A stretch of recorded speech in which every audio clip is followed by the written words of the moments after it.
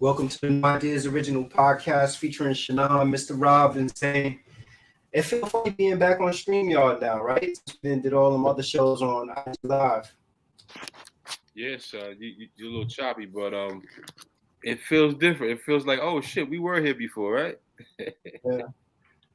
Yo, so hold it down while I get my connection together. Do your How your thing. week been? My week has been all right. Like I said, in the back area, whatever. The missus and I are starting to work on our health a little bit, so we went on a nice little no starch, no sugar, no dairy fast, if you will, just to clean up some of the things we know we love the most: the bread, the pasta, the rice, the cookies, the cakes, all of the sweets. Put it to the side, man. I'm trying to live longer, especially me. I'm trying to push another 50 years out of this kidney. You know what I mean? Number So 60, man. Number 60, Rob. there you go, 65 just to be exact. So Right. it's been that. It's been good. The weather's been a little decent, so that's been a plus. Um, Outside of that, that's pretty much it, man. Everything is on the health side. Everything is a okay, baby. What you been up to this week, man? Just drinking more water and to piggyback on what Rob said is trying to eat more healthier. Trying to stray away from the burgers and steaks and stuff like Yeah, that, and eat more. I already eat a lot of vegetables. I don't eat as much fruits as I'm supposed to, but I eat a lot of green leaves and all that other good stuff. nice. Enjoying the weather, man. I'm glad we ain't been having no snow down here and stuff like that. So hopefully for the next couple of weeks we don't get no snow and go right into spring and get more sunlight and breathe fresh air a lot better. Right, bro. That sounds like a good plan right there, bro. Yeah. Sunday. I think they said that there may be a little bit of snow Sunday for the For East Coast, the right? Yeah. Yeah, I'm just hoping not though. I hope it's not too much. no, I think they said maybe like 2 3 inches. That's Okay. not too much. Yeah. 2 to 3 inches. Yo, so let's pick back up where we started last week. We started having a conversation about this before we got joined by our guests. We was talking Mhm. about the Joe Rogan thing, and you see like there's some new developments in the Joe Rogan situation where NDRE is sort of like I guess like accepted Joe Rogan's apology that he issued. But my question to you guys is like, do you think that Joe Rogan is a racist, and what do you make of the whole situation? Um, when we go first, Zane, or you want to go first, baby? Nah, go ahead, Rob. Honestly, Joe played his damn self. He should have never said it. But listen, people sneak their little finger under the First Amendment, the right to say what they want, and when you're media, I guess you do have some right to that. This guy has been doing this podcasting for a very long time. But the argument is, I feel how NDRE feels, honestly. Here it is, a company like Spotify who's built off of music streaming. You know what I mean? And you're paying them. We talk about this, how much they get paid per stream, and this dude got a blown out of the water contract. Like, how are we doing that? And I agree with that. I don't want to be a part of that. Take my music off. There's other streaming venues I can do just as well, if not better. So, Joe, I mean, whether it's comedy, wherever angle he's coming from, whether it's he try to desensitize it, not to use that word, bro. I don't give a fuck what anybody says. You know Yeah, not to use it because you know it's gonna stir, regardless of what. You can put any type of sugar coating that's gonna stir the pot, and I think he did it deliberately. Now I don't know what he got going on behind that because usually now when you do some negative shit, it's because you're promoting something. So Hmm. yo, he to me he's no different than other people. Like you look right, at a dude like Quentin Tarantino, and all the Quentin Tarantino's movies, he make it a point to go crazy using the word. hey, And I remember Quentin Tarantino had got some backlash from Spike Lee as a result of it, also. But as far as like everything, I think with Joe Rogan, to me, the overtones of it was bold because the context in which he used it. The story they're talking about is where he's talking about the Planet of the Apes, and I think he said he got high and they dropped him off. Yeah, Somewhere. in the jungle. What the Yeah. fuck is that? So, come on, bro. And then he admitted to it. Yeah, it would be depicting black people. Like, come on, bro. It's a huge catalog, though. A huge catalog. They rolled out all his greatest hits. Times that he decided that was the word of choice that he was going to go to, and you know, he offered an apology, or he offered the best apology I think that he could give. You know, I watched his apology, and what I liked about it, at least he didn't try to pander. I hate when people start pandering. Like I remember when Dog the Bounty Hunter got caught and all that racist stuff, and he started talking about, I want to be buried where my slave brothers are, and all this craziness and all that or whatever. It's like I think it just comes from a place of white privilege, like one, you know, I want to have the privilege. Why is this off limit to me, kind of thing? But you know, another thing, there's a little bit of that in Joe. I feel. Yeah, another thing that came out of it to me, like I started hearing a lot of people say about music. It always go back to the music. Well, the you know, you don't want them to use this language, then you stop using it in the music. But people been saying that way long before rap music was around. So rap music was invented in the 70s. That word, yo, you could trace that back to probably the 1600s. Yo, son, and the use of the word and the degradation of the word and how it's, you know what I mean, how it spews the hatred of it. I mean, yes, we use it in terms of endearment for whatever reason. And I even catch myself using it. It just flies off the tongue. And that's because I've been conditioned that way to do it. Not that I'm promoting it. You know, I'm just being honest. Just using it so much, hearing the music, it's ingrained. Trying to get it out. It ain't all the way out. But you know the undertone. Yo, all Caucasian Europeans know the undertone. That's why they use it to defend themselves when they think they want to piss you off. That's all they gotta do is mention that. And they know it fucking gets up under your skin. So, you know, I just think it was a whole different motive behind it altogether. What do you think, Zane? Well, as people should know, Joe Rogan is a ex MMA fighter, comedian. He has a multitude of labels that's attached to his name. I feel that the situation that really bothers me is the situation when Whoopi Goldberg, you know, they got her on the radar on the Defined Comb of making anti-Semitic statements. But like Shannon and like Brother Rob said, like, what's the difference of, you know, where she uses it and she got like kicked off the show, and here it is, Joe Rogan. He used this, and all she said was that the Holocaust, it wasn't racial. She didn't call nobody out their name. Right. But still in the media and the powers that be, that's anti-Semitic jargon. So at the end of the day, it's like for Joe Rogan to have 70 episodes removed to where he used the N-word in whatever context, you know, 70, yeah, into whatever context that he felt was appropriate, quote unquote. It's a shame. It's like a slap in the face. And like you brother said, like you know, like we need to go at these late. Well, shout out to NDIRE for, you know, taking her contact off of Spotify. But like you brother said, what's the difference from these major record labels, whether it's Sony, Universal Music Group, or whatever, Warner Music Group? She wasn't the only one. There was two other people, I think, Neil Young and Joni Mitchell. Right. You know, these record labels having these rappers put out this, you know, using the N-word and genocide and stuff like that in the context of their music or content of their music.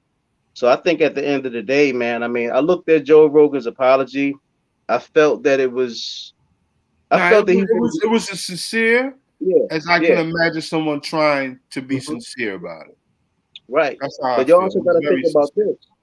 Think about the various black celebrities, guests that he had on his show, whether Mike Tyson, whether Wiz Khalifa, or whatever. Like, okay, somewhere along the line, he's gonna have to see these, bump into these dudes again. And I wouldn't want to be Joe Rogan bumping into Mike Tyson But you and know having what, Zane? reiterate and apologize about what he Right. did on his podcast. But you know what? You know? But you know what, Zane? A lot of our folks is giving them a pass. Yeah, Yeah, I heard. Mm-hmm. yeah. And you know, give him a pass. I never really listened to Joe Rogan. I'm not an MMA dude, and it's astonishing how this man is making this much money. well, you know something though, But it's not his content is not rooted in MMA. His content is rooted in not to tarnish it, but non-political, right wing yeah, ideologies and things like that. Like that's where his content is rooted in. He said his podcast benefits off of being transparent or transparency and the lack of political agenda. They were on him anyway, as a result of like commentary that he had as it relates to the pandemic. They were on him about that. But you know what was really disturbing, more so, or just as much as his comments? I read his the comments in his post. Yeah. And the stuff in his post, man, it was thousands and thousands of comments of people like, yo, don't let them cancel you. You didn't do nothing wrong. Stand your ground. It's freedom of speech. You can say whatever you want. Like it was like lines and lines. They come out to support their own. But the other thing that bugged me out about it though, really is though, like you didn't even see a sprinkle of a comment in here, one or two here and there that said, hey, you know, you wrong, you this, you that. So I'm like, did he go in and delete the unfavorable comments? I don't think he did. I just think that his support, his base around these ideologies is so plush that people were kind of like, yo, no, this nigga he got 11 million listeners, 11 million listeners each episode. And that's why I think that's why Spotify also, because you see, they wanted Spotify to try to terminate his contract, and I think Rumble offered him $100 million. But Spotify, the way they handled it was good in the sense of saying, well, you know, we don't agree with all the content that's on the platform or whatever it is, so there's a disclaimer. I think they said now or something like that. But again, to me, at the end of the day, I think it just goes back to, you know, like if you're making these comments, and this is the kind of commentary that you say, and you got 70 episodes of saying it freely, that should tell people, you know, you're like, very comfortable with it, and you're also comfortable with having the guest talk about it because you're with someone having that dialogue. So I was Zane, where you was going about him having to bump into these people and stuff like that. When you were saying that, I was thinking like that what are these guests? What are their management doing to sort of vet this dude before you go on there? Are they just looking at his subscriptions? Like, oh, this dude got 11 million people that's going to tune in. So just go on or whatever. They're not looking and saying like, yo, this is a dude that's embroiled in all this controversy. Maybe we don't want to do him. Motherfuckers don't even check the label of the I'm food. I'm glad you brought that up, Shannon, because like I said, he has a multitude of black celebrities that came on there.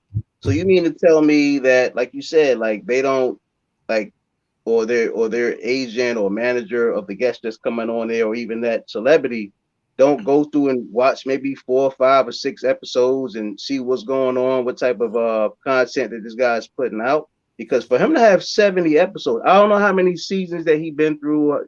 Well, they said over 12 years, 70 episodes was, removed. But that's a long damn time, bro.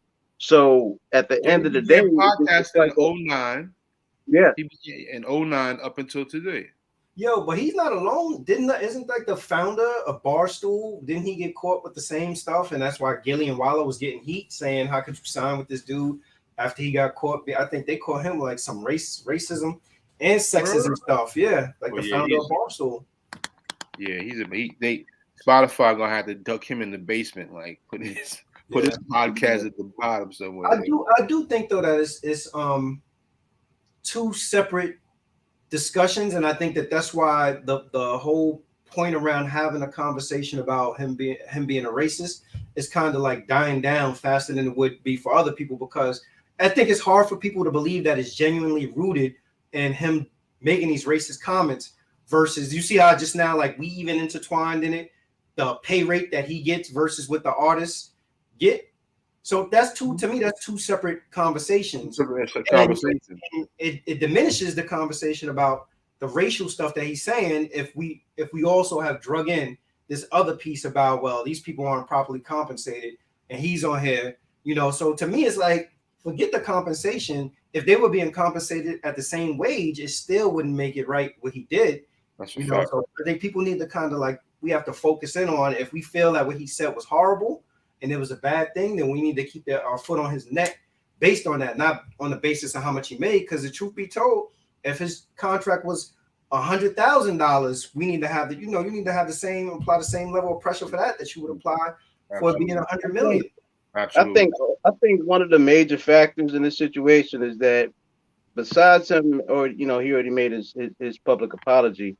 I think that Joe Rogan needs to have a session, a sit down, whether black people with their own forum, and invite him to come on to their show, or he invites the black people to come on to his show, and they discuss the transparency behind this whole thing. And of course, he's going to apologize and stuff like that. But we can't, like you said, Shad, you can't let our foot off his neck right now. He has to really give a better detailed situation of how that transpired for over 70 episodes. Like, you're right. Because for real, one is bad. When you got 69 extra, come on, there's no. Come and on, I go man. back to the amount of listeners, man. Because if you got 11 million listeners, how many? Now that's where the dent needs to come in. Shout out to OG Dad. OG Dad is back. What's up, OG Dad? I personally don't mind being Joe's nigga, but I'm offended by him believing in his Planet of the Apes gorilla. You damn right, son. You damn right, OG Dad. Tell him to kick rocks, get his ass out of there. Yeah. You know what's crazy too, though, fellas? Like, look how what I'm about to say right now. Look how the pendulum swings, right?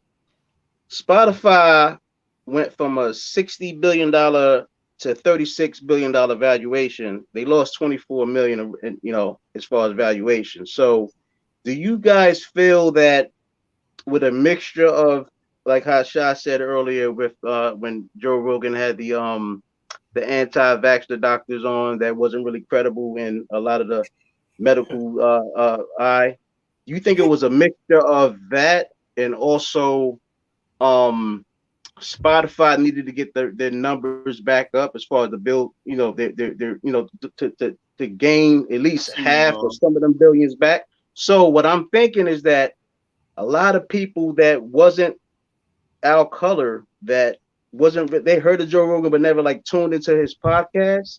Now he has the opportunity to have people that are really thinking like that and gung-ho about that whole situation. So he's gonna get more listeners, more subscribers and stuff like that, just to build up the revenue.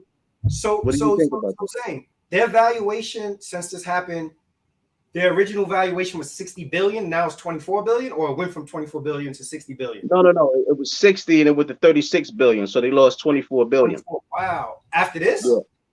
Well, I mean, no. Prior to that. So even with them numbers being said, it might be even lower right now, because even with Spotify stock, it went down dramatically. So I'm thinking that it was a mixture of, like I said earlier, with the anti-vaxxers, quote unquote doctors that came on there and was speaking out against the vaccination and stuff, because number one, that hurts the medical industry. It puts a big dent in the medical industry. So you have a lot of these big wigs that are targeting Joe Rogan. So that to me, it kind of mixes with, okay, Joe Rogan's argument you gotta is have this guy coming through, right? New listeners that actually heard of him, but now they're going to tune in and back him for the situation of telling him not to apologize. I could agree with that. I could definitely see that happen. I think the stuff about the valuation and where they at is indicative of just where everybody in the world is now. Like if you look at just in general, you look at the stock market. The stock market is not thriving like it used to. Like, I don't know if you guys heard about the stuff with Peloton, but Peloton just had to lay off like 2,000 people and make all these changes. And Peloton looked at, they had their outlook was really a mirage. Their numbers were inflated based on the fact that the success that they had during the pandemic. At the height of the pandemic, everybody was inside the house exercising, wanted a bike and wanted to do all the stuff or whatever. So now that regimen going, yeah, and I don't know if they thought that it was going to supplant actually going to a gym or whatever it is, but it didn't. And now they've come back down to earth. I think the stock now is like way down. Like their stock is, it got to be at least the high 100, right? No, that joint is low.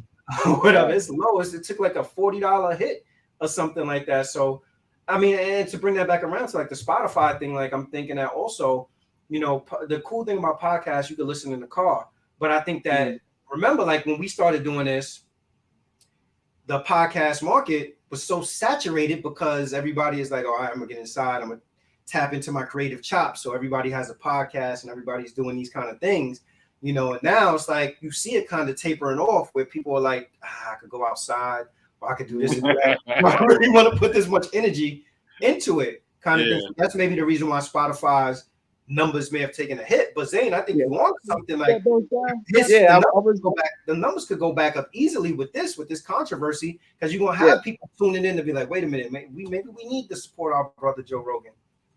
Yeah, Spotify's at the high 100s at 161.93. No, Peloton. Look at Peloton's numbers. Peloton too? Okay, Peloton. Let me see. Look at what their 52-week high was versus now. And Rogan's going against the machine and telling, yo, listen, the media, what was it? I forgot the media name he was pointing at. He was like, yo, you need a better argument. The people that I'm bringing are bringing facts, and y'all are not bringing no facts. Yeah, Peloton is 30. Let me see, 34.68. The 52-week high was 155.52. Exactly. You see that? That's a hell of a drop right there.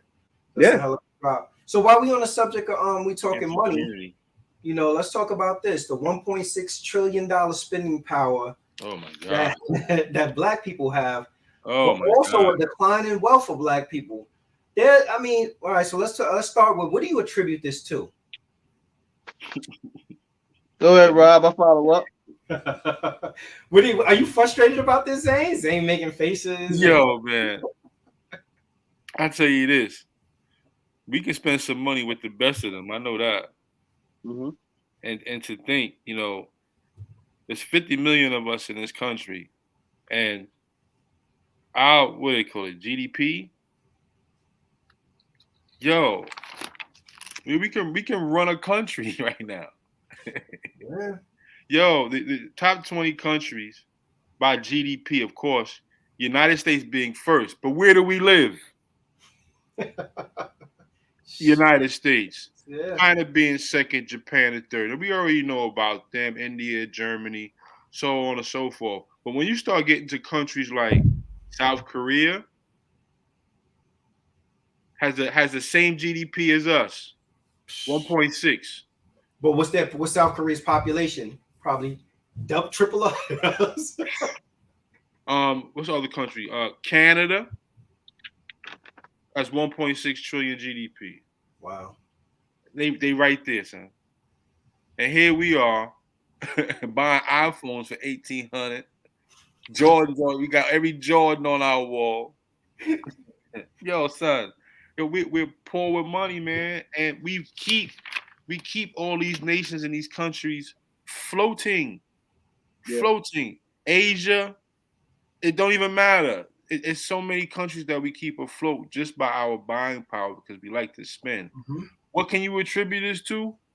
The lack thereof. Because when we feel like we don't have something, we got to step out of our comfort zone. I need to have it. And it's so ingrained and it's so conditioned that, you know, women have shop therapy. People just need to buy something because it make them feel good. Mm-hmm. This energy of doing that instead of just holding your money and doing something positive with it is the crazy thing. Now think about this. The diversity of the consumer market has changed the landscape because of African Americans, Asians, Native Americans, and Hispanics. Mm-hmm. You have to market to them differently than the cookie cutter approach that we had, the Brady Bunch approaches, I would say. So now you have, and the reason for that, population growth, favorable demographics. Places like Miami, always off the charts. Mm-hmm. Just the demographic of Miami, the demographic of New York, California, Southern California. You know, entrepreneur activity has increased in the last 30 years. You know what I mean? And if indulge me for a second, because I did a little research on this shit. There's a company called the Selig Center. I guess they study economic analysis. But they did a study in 1990, all 50 states, for African Americans, Asians, and Native Americans. Right? In 1990, that group of people, GDP was at 458 billion. Now that blew me out when I said, damn, that was in 90. And it was 450. Now in 2020, the GDP is over $3 trillion just from them three groups. Yeah. This shit is bananas. It's so much money. And we're at the lowest of the totem pole because we're just spending. We get nothing in return. Our dollar don't even stay in our community 30 seconds. Yeah. But it's living and generating everyone else's lights and sending their kids to school. And the list goes on, bro. Yeah, OG Dad said, I'm amazed that we spend so much yet own so little. What you were saying, Z? Own so little, son. Yo, No, I said I'm glad Rob brought that up because I know an episode that we had last year and we was talking somewhat of the same situation. I don't want to cut you off. I just want to make this one last point. Yo, and that 20 country GDP I explained to you, it says Black America. That's the name of the country, Black America. Right above us is Turkey, and right below us is Australia. Are you serious? Yeah. And we ain't got no army. We don't have no army. Like we ain't got no military. Come on, son. Come on, B. To piggyback off what Rob said and what you also started with, Shannon, is that like I know last year we had an episode, maybe two in particular, to where we was talking about other races. They will, like, each dollar goes to about 11 to 12 hands before it goes to the outside of, into other communities. And I think for us to be at the bottom of the totem pole, it definitely says a lot because how they say anything of our own in our own community. Right, because how they say like a social justice agenda without an economic agenda is like one hand clap. So at the end of the day, with this new infrastructure bill, it's going to put pressure on the White House, the government, the mayors, but to have accessibility for these Black businesses to have access to these funds that we were underserved for so many years. But at the same time, when we get this money, we gotta be close knit as far as to compete with other people and their situation as far as keeping that money on a safe net. Because at the end of the day, it's like we could talk about this stuff until we get blue in the face, but until we have like a real plan, it's not going to change. And then you also got to look at this too, right? You got to look at how many times these small Black businesses go to the bank and try to get loans and they're denied. You know what I'm saying? But a lot of other, so it's a lot of variables to that equation right there. It is. That stat itself, though, if you think about it, like it's very I believe that stats could be juked to say anything, but what that stat tells me is something that we all know, right? That stat tells me that yes, the reason why we have $1.6 trillion in spending in this way up is because Black people are making more money now. The decline in wealth is attributed to the stuff that we buying depreciating rather than being assets that actually appreciate. And to me, I think that the only way we fix something like that is around education. Like there are conversations that people have where they the first step to actually acquiring wealth is like home ownership and stuff like that. And realistically, like everybody may not be in a position to own a home, or people may not know what it takes to own a home. There's more financial literacy readily available, I think now. Like even if you think about like people like the Earn Your Leisure dudes and Yeah. the I forget the guy, Wall Street Hustler or something or whatever. That dude, Wall Street Trapper. yeah, Wall Street Trapper, like that dude or whatever, like, you know, helping people understand that, okay, it's gone to the days where you need the 20% down to get a home. You can get a home with 3.5% down, and you can do this, you can do that. But the other thing about it is, again, where education comes in, is I think that it's really for us to be able to change our mindset around it, right? Because the things that some of us grew up viewing and believing represented wealth are not things that actually represent wealth. And what I mean by that is that, you know, we may have this misconception that you if you got a really nice piece of jewelry, you're wealthy, or if you got a really nice car, you know, you're wealthy. Right. There are people who realize that. There are people across the board who realize, like, okay, you can have a house, a really nice house may represent wealth, but the difference is you don't have your jewelry and your car and your stuff like that is readily accessible for people to see, for you to wear, and for you to kind of flaunt in people's face versus, you know, your home. Right. You know, so there's a different level of glamour to it. Like, we could look at a celebrity's home and be like, yo, that's a beautiful home worth millions and millions of dollars. But in the back of our minds, we already know, like, this person is a millionaire or this person is wealthy. You can't look at me and be like, yo, Shannon got a nice house, so he doing well or whatever. I could probably get more mileage going outside and be like, oh, Shannon drives a nice car, so he must be doing well. And that's why I think, like, the education piece. Right. Yeah, to make people actually understand, like, okay, like, so where is the real value? Because there are plenty of people who finance cars that they paying $1,500 a month and they live in their parents' basement or whatever it is, you know, or live in a car. Yeah. Not to talk about, you know, the pandemic and what it did, man. A lot of people lost their jobs, man. Yeah, but you know something? There are a lot of people lost their job, but there's a lot of people who made a lot of money. A lot of people made a lot. Let's piggyback on what Rob said too, right? Speaking upon the pandemic, what Rob just said, do you know that 40+% of Black entrepreneurs had to shut down their businesses? 40%. Yes, sir. Actually, a friend of mine, him and his wife, who started a pretty legitimate business, making some money, and because of COVID, because they renting out spaces because of COVID, we had no choice but to shut it down. I was like, wow. But I was proud of them for stepping out and just having the courage to do it, which most people don't do. They don't want, you know what I mean? It's just, you know, people. I'd be interested in seeing the numbers, though, how many new entrepreneurs or first-time entrepreneurs came along as a result of the pandemic also. And now, because with stuff opening back up and people working from home, a lot of people are like, I ain't trying to go back to the office. I do my own thing, you know. So in order for us, I think, to sort of resolve something like this, like, we have to look deeper.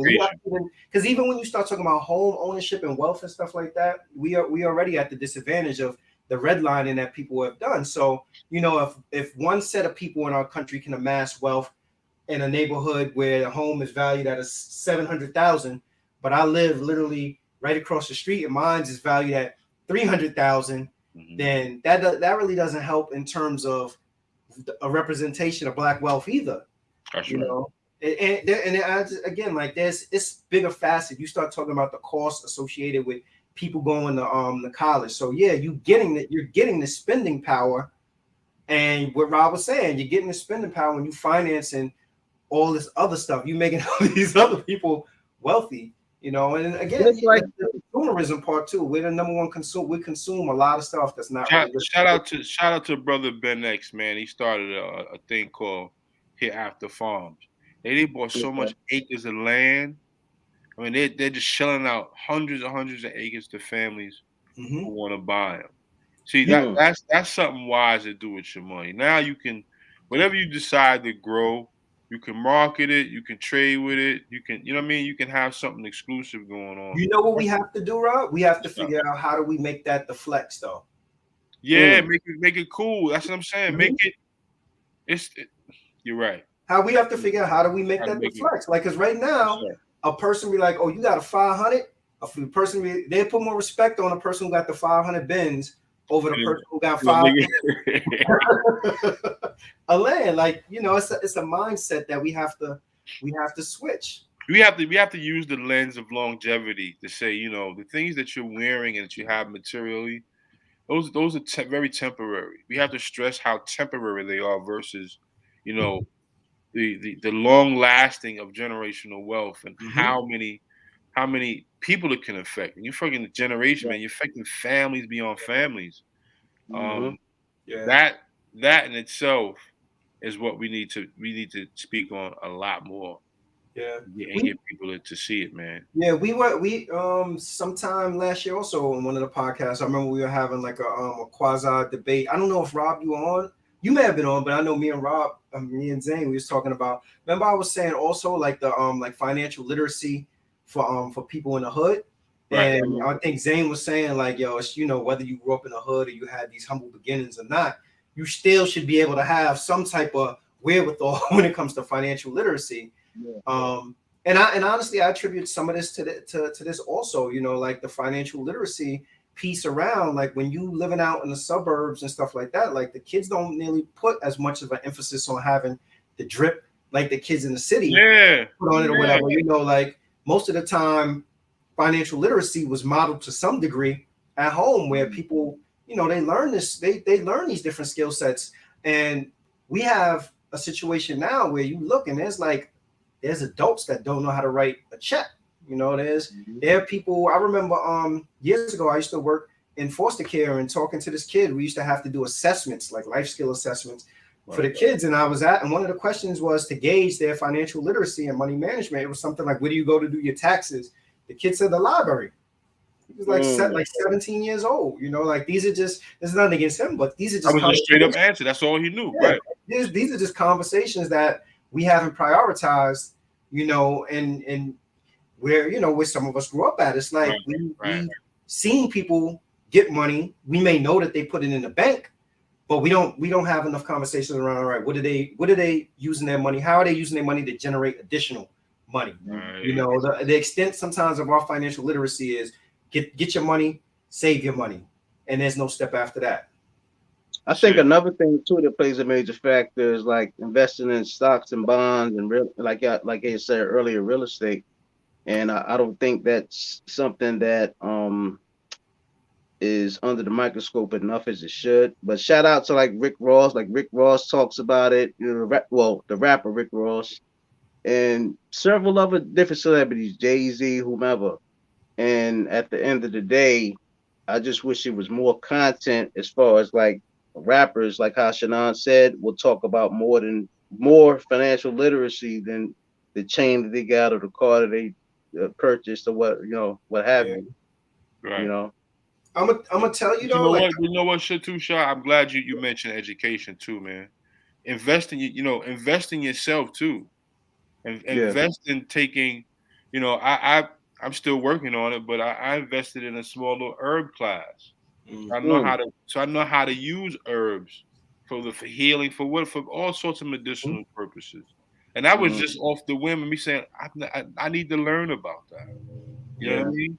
And I can market that and use that in the future for whatever I choose to use it for. Yeah, the double-edged sword, though, I think with like the exposure that we do have to some of this information now, like anything, it's like it's created almost like this false representation of who people are and how people actually view their self-worth. So now everybody on social media is a boss, everybody's rich, everybody is selling vending machines or owning trucking companies or whatever it is. Like the optics of it, I think it's with good intentions, but I think it takes away from people who their approach may be a little bit more methodical.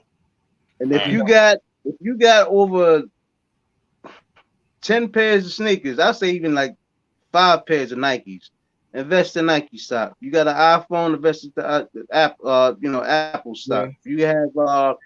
If you go to the gas station every day to fill up your car, invest in different, like gas stocks. But that goes back to what I was saying though. I'm like, that's not the flex. That's the jewels. I got my jewelry on is way more of a flex than being like, I got this Exxon Mobil stock or whatever it is. And that's a piece that's going to be really difficult, But to go back to what I was saying about like the social media stuff around it is like, you have people who now have this impression that, okay, like I went from being a working 9-to-5 person and doing all right to now, like, okay, because I see Rick Ross and his fleet of cars and his house, and he telling me I got to be a boss and I got to do all this stuff.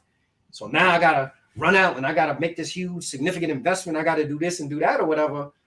But they're not acting their wage. Like, yo, your come up got to be, it's progress. It got to be progressive. It can't go overnight from being an hourly minimum wage dude to all of a sudden, yo, I'm a boss. Whatever. It doesn't happen. Like you said, right. And like you said earlier, like Brother Rob said earlier, you got to be in it for the long run, because if you invest into these particular stocks that I named, you got to hold them for at least 10, 15 years before you even see a real profit. Because if you in it for like a year or 2 or 3, you're going to be in the negative for the most part. And 10 or 15 years go by, Zane, and by then, how many different Benzes the dude that people idolized and been in? How many times have Benz changed the damn look of the Benz by that time? Oh, man. OG Dad says, so Ken said Rick Ross has 235 acres in Georgia. OG Dad says, just a friendly reminder, we have some misguided values attached to our spending habits. We have misguided values in general, I think, attached to money. You know, we do. Like, it's very difficult, I think, for us to separate, like, what an actual want is versus a need. That's good you said that. I think one day, man, we gotta have OG Dad chime in for the conversation. Yeah, Rob, you saying something? Nah, yeah, don't worry about it. They have companies now that will actually do the investments for you based on how aggressive you want to be and balance your portfolio. Yeah, they will. They will. There's some people who are, there's some people who invest solely for the purpose of retirement, slow and steady, low risk. So, but again, like, to me, this is something that's going to require education. It's going to require education on our part, and it's going to require also some other things that's been put in place systematically to make sure that the wealth gap doesn't get closed.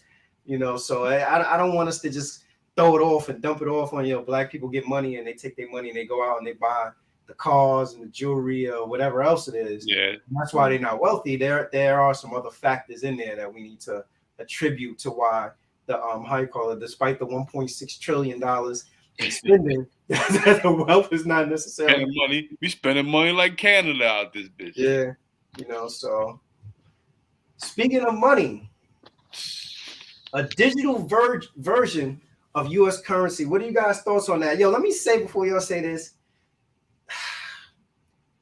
Is there some irony in it that we talking about a digital version of U.S. currency when the Harriet Tubman, when we was just talking about a Harriet Tubman bill, remember that? Oh my God. Now, yo, forget it. We just going all digital. It's a crazy world, man. It's a crazy world, and the U.S. is gingerly considering adopting a digital version of the dollar, gingerly, because now you think about it. The usage of smartphones is so handily available in cash apps. How many people go to the bank? Yeah. I'll wait. Yeah. Matter of fact, how many people actually do a hand-to-hand physical money exchange transaction and get change back? Legally. Yeah. Let's put that in there too. Legally. There's still a lot of hand-to-hand transactions going on, just legally.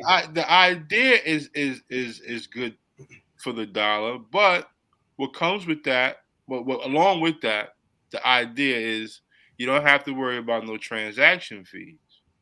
Transaction fees mounted up in 2020 to $110 billion. Damn. You didn't mind cash apping somebody $50, and when they get it, it's $47.35 because you got to pay that little percentage for it to go through. You know who I would be? You know who should be rallying against this? ATMs. For real. No, the whole ATM. ATM is gonna be obsolete like a payphone.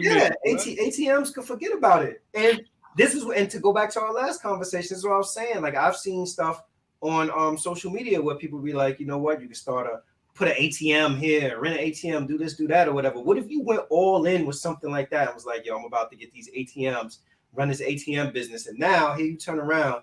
The U.S. is talking about digital currency. Who's going to use an ATM? No. And they said they're going to have just as much of digital currency in circulation as they do the paper bill. How, Sway? You know what? I'm for it, man. I'm for it. I'm probably for it because I've been to Vegas before, and I remember looking at the ATM fees in Vegas was like, I think either it was $7 or $9. or something crazy like that. Surcharge I fee. get Plus, it. I never have cash on me anyway. So I mean, how you call it? If I could get away from having to worry about like the cash apps and stuff like that, and no get to the point where everything is But just the about catch your is, phone. the catch is with digital money though. The government will be in your business if you don't mind them. They're probably in our business That's now, what I was just about to say. but they'll follow your trends of money habits and how Mhm. you spend. Now, will they use that against you? Who knows? There's But Yeah. also doesn't social the media do risk, that? huh? Doesn't social media do that? Exactly. You ready? And there's So also the risk of cyber heists. that's the piece that's most concerning to me. That right there. You know, Right there. Did you you guys wire see somebody money and it did didn't you hear about it didn't go there. the couple that got caught with the Bitcoin scam? No. Yeah, there was a husband and wife. They got caught. It was over millions of dollars from I think it was New York. Wow. Yeah, like in a Bitcoin heist. Last thing I know about New York, them two ladies were selling out there selling COVID cards and shit. But yeah, Tried anything. People just about, trying anything nowadays. I thought about those two things too, though, Rob. I was like, damn, like the tracking associated with it, and also the possibility of somebody trying to hack and get your coins, right, off your phone. But then the other thing I thought about also is I'm like, I don't know how the technology would work, but right now you would technically have a digital wallet. Well, that's what I was gonna say. Right now, most phones already have a digital wallet right. where it's like, if you want, you install your card on your phone or so banks are going to be obsolete. ATM, you're out of here. Damn, people start using like Apple Pay. You got Apple Pay? Here, boom. You get your receipt and all that email before you even get your coffee. You know why the ATM fees are so high in Atlantic City and Vegas? Because they got degenerate gamblers that's gonna pay anything. For that, I need $20 quick. You pay $27 to get it out. That should be illegal though. That's like mob fees. You take out $20 and you gotta pay $11 on top of it. That's but crazy. if America decides to go digital, that removes all fees. Mm-hmm. No fees at all. But you have Uncle Sam in your business. I'm gonna tell you. I think it might be a trade-off for people. I can see people saying, you know what, they're in my business now. Yeah, I think I can see like the Cash Apps and Venmos and those people continuing to be all right. But the first thing that automatically went to mind to me is ATMs, and also I'm thinking about the what it means for like smaller stores that have to upgrade their technology. Right. To be able to work with it, like what that means, like what does that technology look like, and what's the cost associated with it? What do you think about this, Zane? Well, with this whole stuff with the digital dollar, it ties in with Web 3.0, where it talks about like, of course, cryptocurrencies, NFTs, digital real estate, what have you. And best believe the feds are working on a Fed coin. Fed coin to be based upon monetization of all your transactions, more transparency, number one. Number two, it'll be behavioral reports of what you're spending on, the location of it, what you save, how much you're saving, how much you're not saving.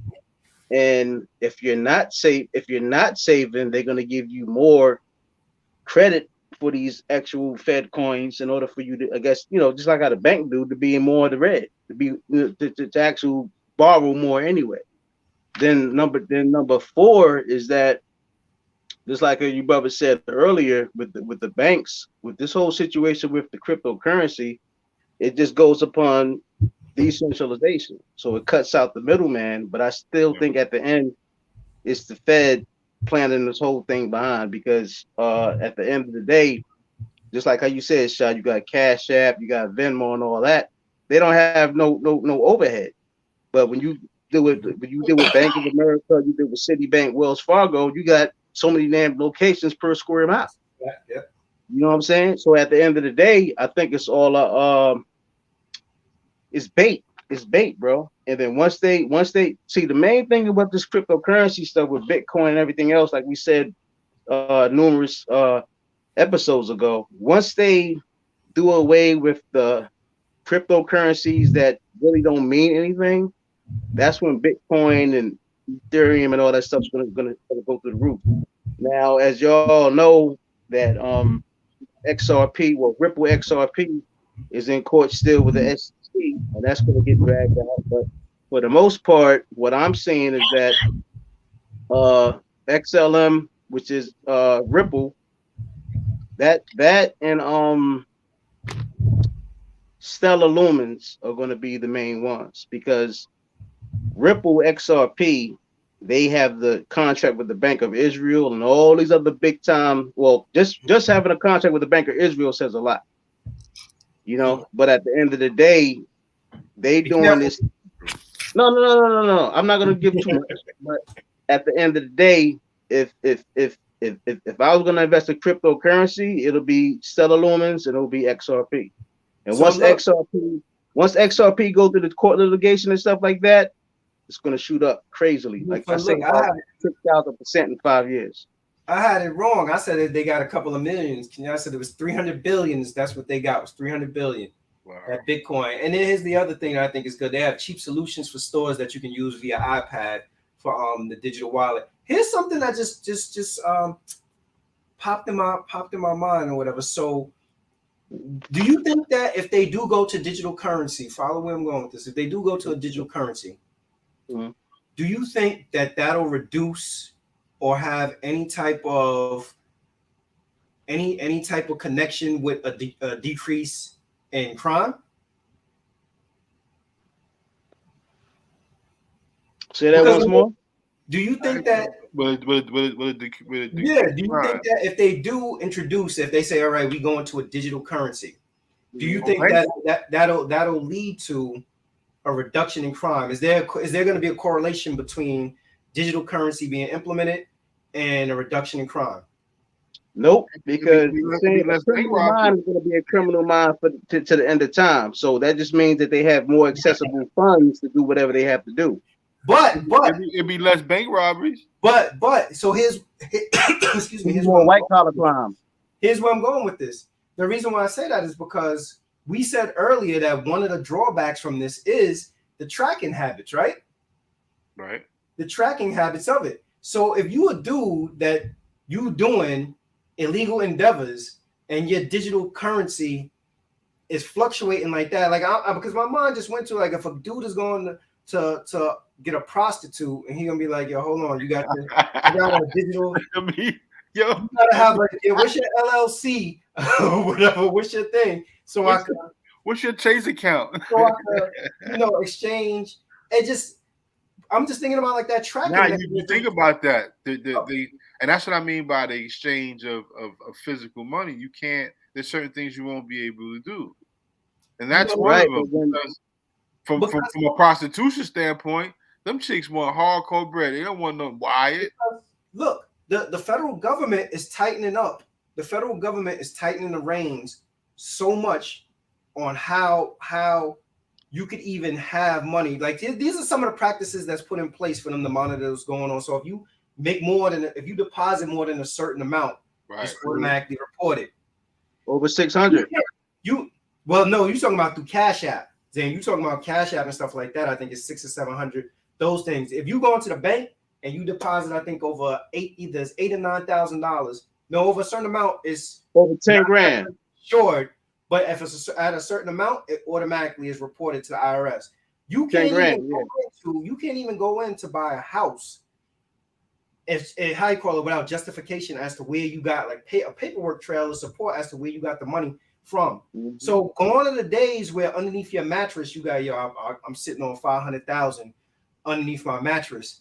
That's untraceable. Like, we laughed back in the days. Well, we didn't laugh, but we watched it when you seen these movies, a Scarface and all these people where they washing their money, trying to get the money back, trying to get the money back, to get it back into legal endeavors to have justification as to why they got this money. Because if you got a ton of money, but you can't spend the money because you can't show the paper trail, could you imagine a prison that you living in? Like, yo, here it is. I got $700,000 in cash. I can't go buy a bikini. I can't go do this or that or whatever because it's gonna flag myself. I'm gonna flag myself. So then when you start looking at the stuff around this digital currency stuff, like, what is a dude? Are you gonna be on the corner hustling or wherever and be like, yo, all right, so hit my, which I'm sure people doing it now, like hustling their bud. Yo, hit my Cash App and I'm gonna come through. or whatever. But if all You might currency, always asking for a cash app too, son. Always asking for a cash app. You got to be careful with the cash app. Yo, hit But my that's why I cash. said earlier. Hold on, That's why I said earlier. Go ahead, Jack. Go ahead. In Venmo, you know where they got the description where they show like what it's for. They probably have like an emoji, 2 kilos.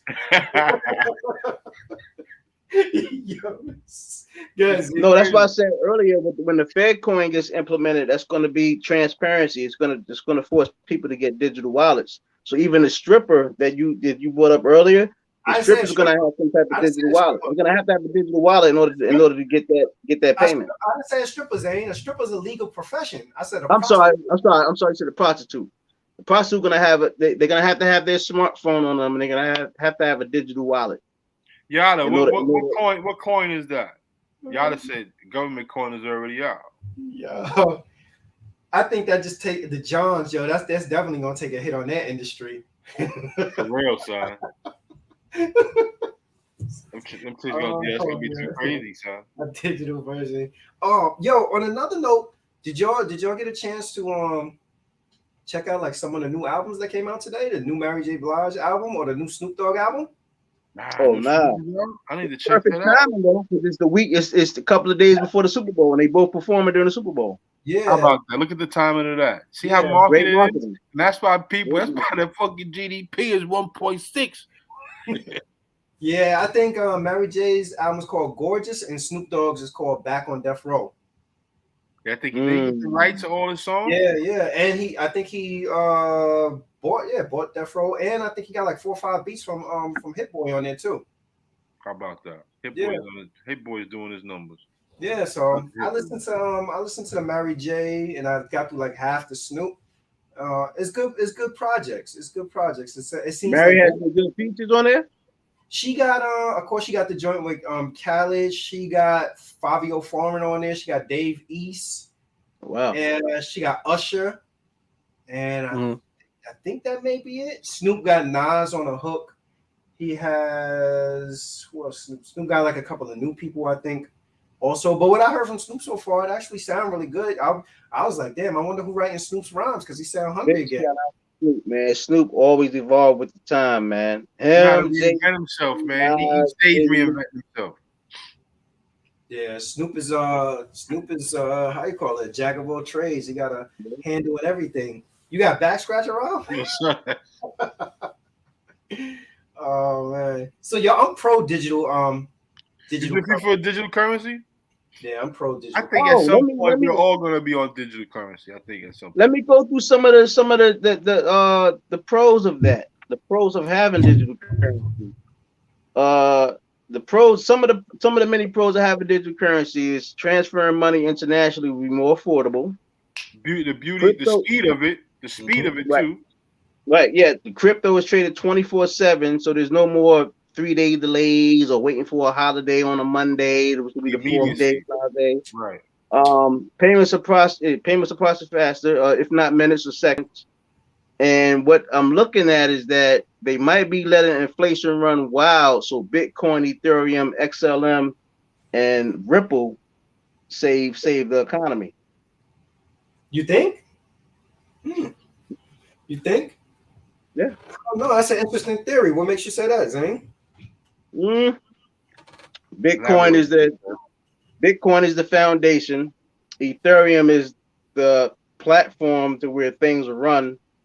You have but Zane, you think enough of the elites have bought into Bitcoin and subscribed to it and actually accepted it? Yeah, Mark Cuban, the guy that owns MicroStrategy, the people that be on Shark Tank, like a lot of multi-billionaires invested into cryptocurrency. Just like how we said last year, Warren Buffett was speaking against it, J.P. Morgan was speaking against it, but they was doing that for people to sell theirs or whatever, and then the big whales to buy a majority of it. Because prime example, right? Elon Musk, right? He has Dogecoin and all this other stuff, and he was trying to get it to where McDonald's to have, accept Dogecoin. But why do you think they're doing it? It goes back when Bitcoin was like 17 cents. It was people buying Bitcoin, spending 220,000 Bitcoin to buy a pizza. Now look at them. Bitcoin is what, 40-something $1,000. So they lost out on about $800,000 buying a fucking pizza. So that's the whole catch to it, bro. Like when they have it to where they say, oh, Dogecoin, being that it's so low, it's a fraction of a penny. They having the where people will buy these items because in the long run, the company that you doing the business with, they're going to bank out on it. And then and then behind them companies, of course, is the banks, because the banks are the ones that give the companies the loans. So it all ties in. What are they gonna do from a mining standpoint though with Bitcoin? Wow. See, the one thing about the mining of Bitcoin, I know 3 people that say they making bread off it, but they say their electrical bill is high as hell. It's high as hell, but they say it's still worth it. But it's not infinite mining though, right? Huh? It's not infinite. If there's not infinite mining though, right? Like, isn't it limited Bitcoin? Well, yeah, because Bitcoin, they only had a certain amount that's accessible. So every 4 years they have. I believe it's like 24 million Bitcoin. So every 4 years it halves, it cuts it in half, which makes the price go up because it's less accessible. And as you know, I think this week or last week was Chinese New Year. Chinese New Year dumps a whole rack of Bitcoin. That's what probably got all the Bitcoin too. Yo, they got a whole currency system, digital system going crazy. Right. Yeah. I agree with both of you brothers, bro. They said the dude that has like the most Bitcoin is the dude allegedly the person that has the most Bitcoin is the guy that owns Binance, and he's Chinese. I could believe that. I could definitely believe that. Yo, OG Dad says Snoop should have called it back on trial. Snoop is, I don't know if you heard, but Snoop is accused of him and OG Bishop, his spiritual advisor, OG Bishop Don Magic Wand, supposedly got a sex assault or something like that. Say word. And this happened like how many years ago? Like 8 years ago or something? I don't know. I mean, why did they call him a pimp, a spiritual advisor? Most pimps are spiritual advisors. Ken said spiritual advisors are pimps. Old money we need to ask the spiritual advisor pimp if he take digital currency. Yo, take your digital wallet out. You can't even, dudes don't even want to put on a condom, yet alone take out their phone and scroll around. And then, hey, I'm glad you said that. I had to talk with somebody the other day. You got people that still smoke crack, do all this other stuff, have unprotected sex, but they don't take the vaccine though. Say that again. Hold on. Say that. You got people that still to this day smoke crack and all this other crazy stuff, have unprotected sex, but they still won't take the vaccine though. Yeah, I guess they'll trust a piece of ass and they won't trust their government. And so, what your thought process is that what that people are selective. I guess it's their right? Yeah, I guess. You don't sound too confident. Convinced that it shouldn't be their right. No, I'm gonna leave that one alone. Yeah, there's a conversation that we gotta definitely be careful about, and I thought about actually talking about like when New York right now is up against with the with people.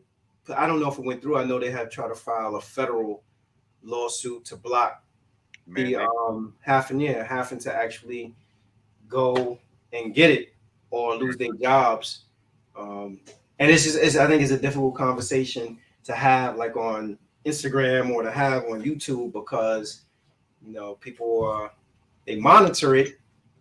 They monitor it like they're going to be monitoring that digital currency. Flagging everything. They'll be flagging everything. Yeah. You ain't got enough money. Can't send it. But if y'all have opinions on it and you can figure out like how we could talk about it without actually getting getting flagged, stepping on a mine, getting the video removed, then then go for it. You know, like it's a rough situation. Like the public relations around this stuff has been handled so horrible. Like, you know, it was last year people were called a hero. This year they how you call it now, they're in a position where they don't have a job.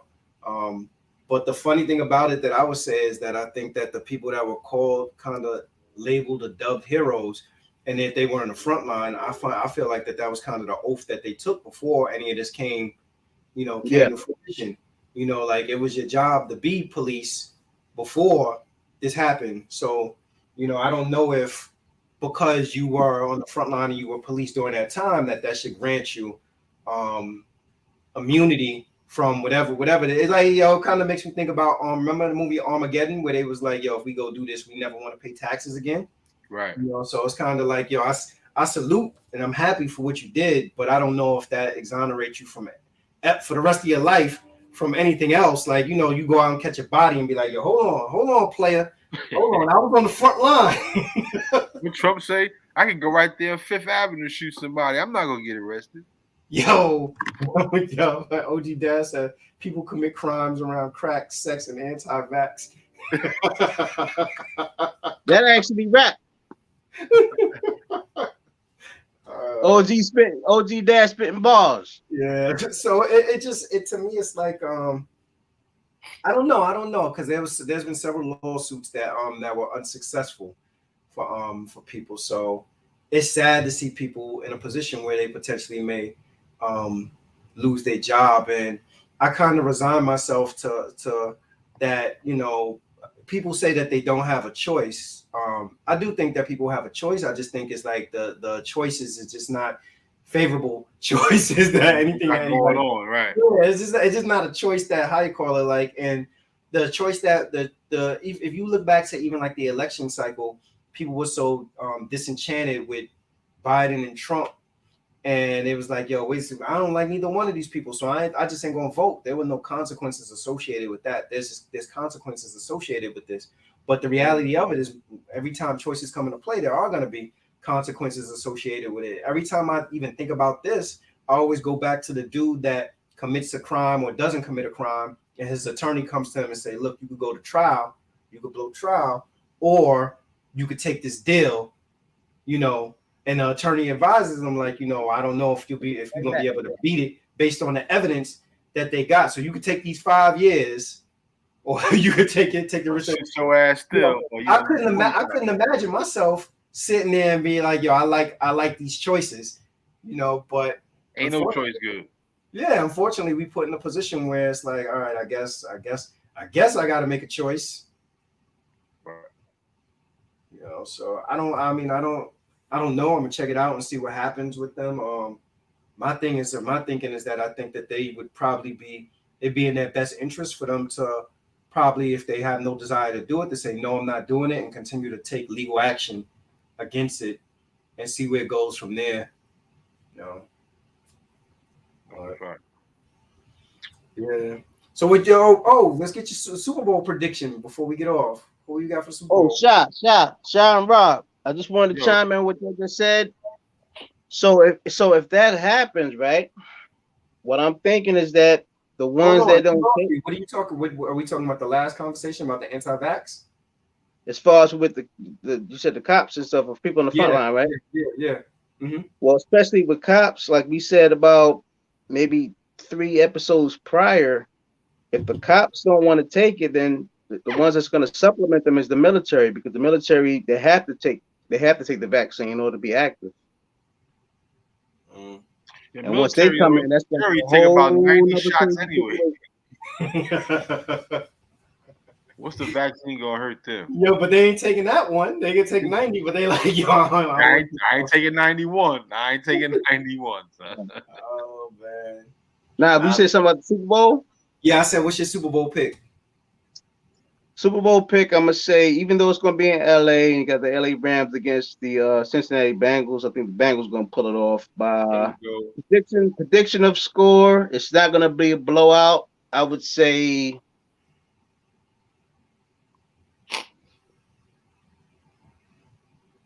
24-21 Bengals. Mark me on that. And you going Bengals also, Rob? 24-28 Bengals. Cooper Kupp will have 2 touchdowns. Jamal Chase will have 2 touchdowns.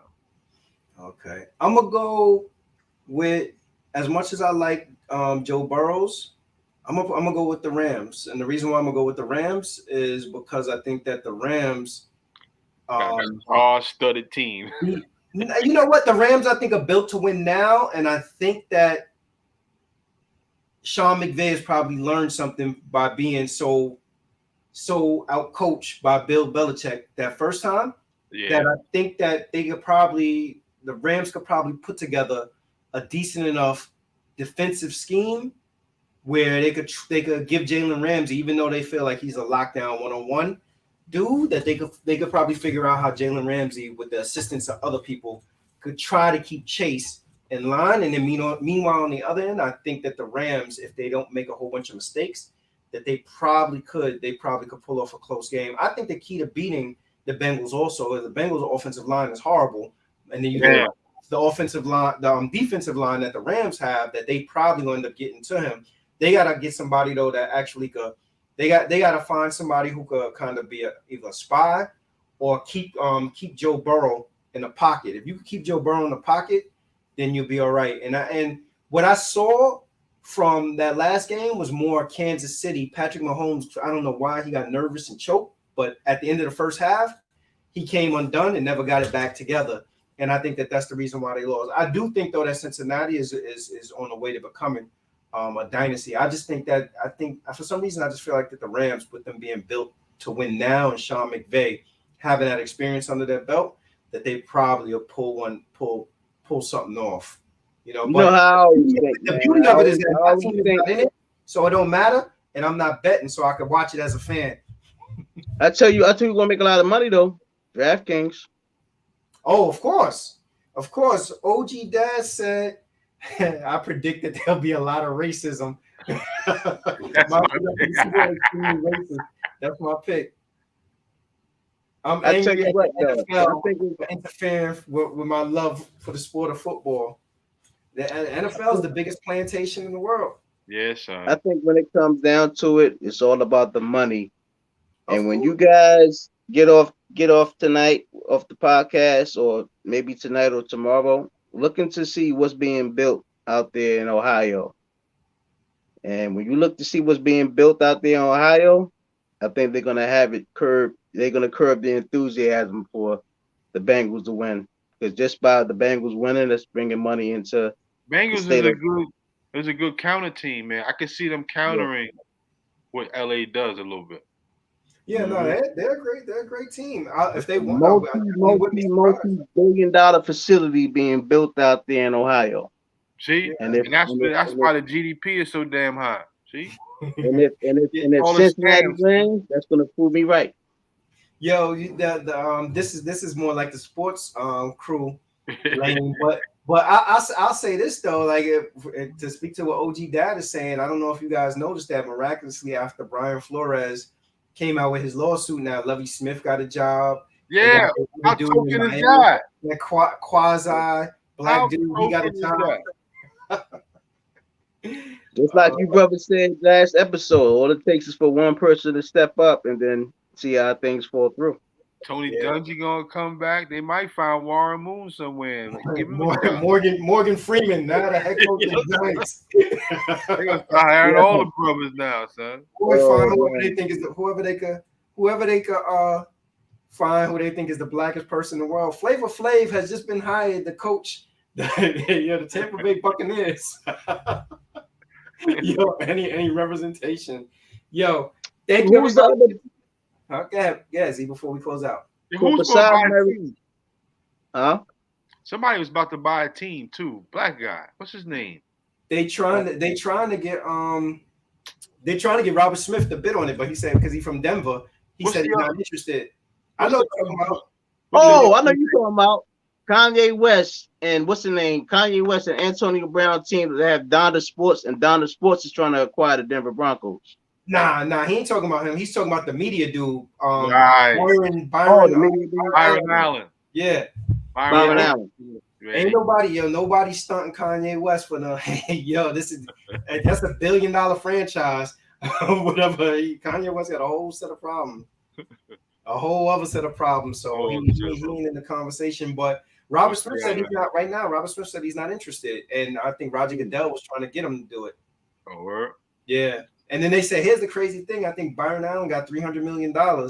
And I read somewhere where they said that $300 million wouldn't even be enough for how you call it, I guess like the initial investment. Wow. So how about this? Byron Allen, and Kanye West and Robert Smith put their money up. Robert Smith don't need them, but yo, he don't need them. How about this? Right. How about this? Right. What if we get the Wu-Tang Clan to get together? The RZA. Wu-Tang Clan collectively together probably don't got more than 100 million. Collectively. Ghostface Killer, nothing, man. Put all their money together and see what they can't, because I heard that they said this dude ain't giving out royalty checks. Nah, yeah, I don't think I don't think Wu-Tang Clan collectively don't have 100 million together. You ain't see the story where they said that ODB is suing RZA? Really? ODB's baby mom. His wife is saying because she said that she's never received her like she don't get the publishing. And that's a damn shame, yo. But then look, I filtered through some stuff. They saying that allegedly RZA wrote majority of ODB's lyrics. So maybe that's the reason why RZA's not trying to hand over that situation. I'm gonna tell you this though. That might be true. Yeah, I'm gonna tell you this. I feel what you're saying, Zane. I think you're on to something. Allegedly. I would say this. If that was the understanding and that was in the paperwork, that makes sense to me. Then she has no recourse. She has no legal recourse. But if that's not in the paperwork, like if we sitting down and we making a record and you, how you call it, and you write my lyrics and you do all the stuff or whatever, and then I perform, but in the credits, my name is listed as all the writer and all that stuff or whatever, then legally I'm the one that's entitled. I need that bread. To it, yeah. You know, but what I would say though, I definitely agree with that. But what I'm saying is that also you got to consider out of the Wu-Tang Clan, the ones that's family is RZA, GZA, and ODB. And I'm sure with all the production that RZA put together for Wu-Tang Clan and the stuff he had, the movies with Quentin Tarantino, he has money to break off ODB's the baby mom that's bringing this stuff. Give her at least because she's suing for what? How many millions?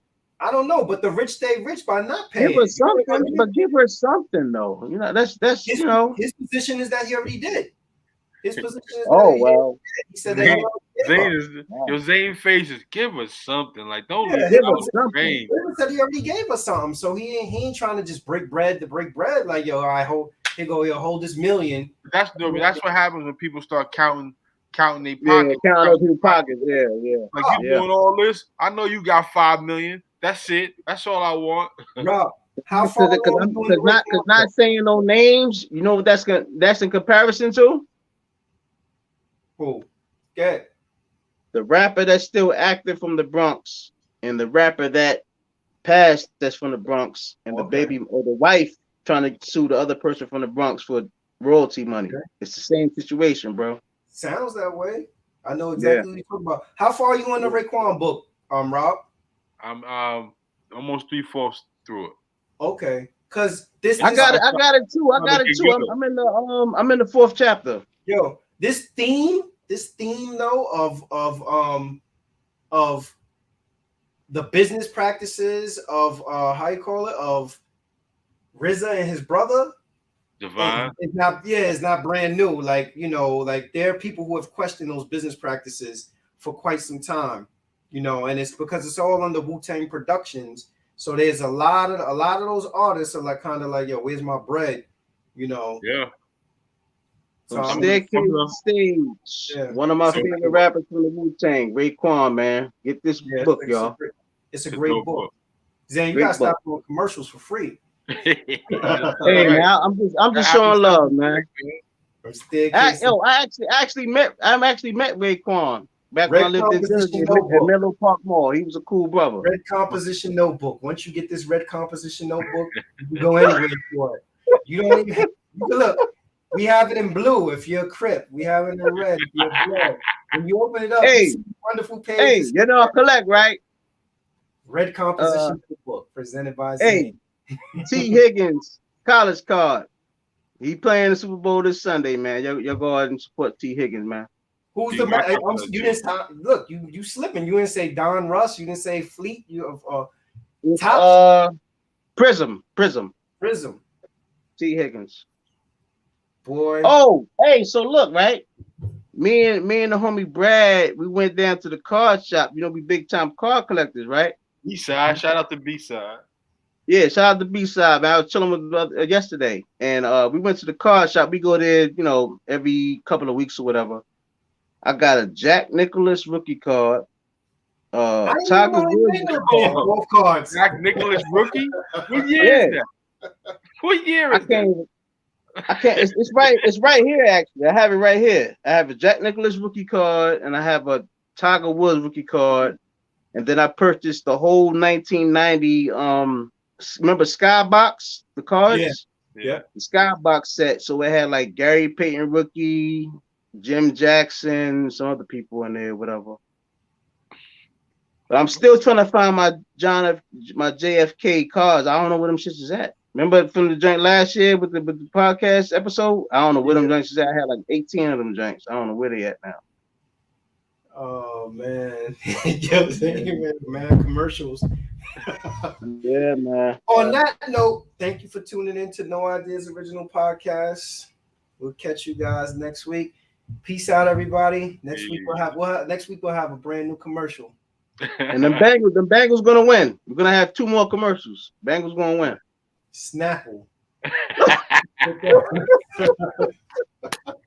right, y'all.